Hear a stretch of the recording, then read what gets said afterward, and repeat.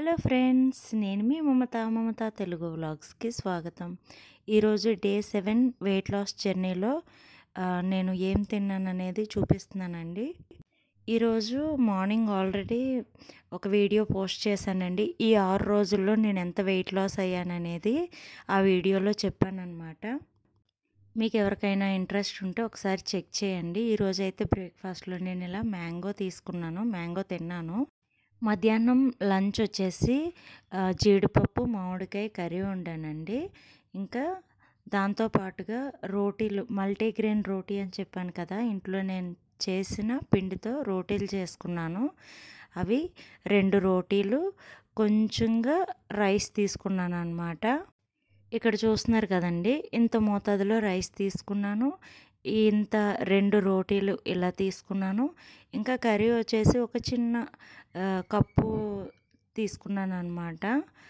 అది 2 గరిటెల కర్రీ అనుకోవచ్చు. మీరు చూస్తే కప్పుతో కొలత తెలీదు అంటే గరిటెతోటి 2 గరిటెల కర్రీ వేసుకుంటే సరిపోద్ది. చిన్న గరిటెలు ఉంటాయి కదా, దాంతో అనమాట. ఈ విధంగా నేను లంచ్ అనేది చేశానండి.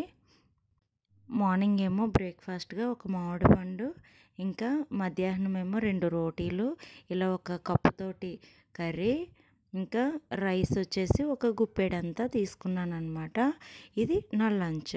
ఇంకా డిన్నర్ వచ్చేసి వాటర్ మెలన్ కట్ చేసి పెట్టుకున్నానండి ఫ్రిడ్జ్లోని, అది తినాలన్నమాట డిన్నర్.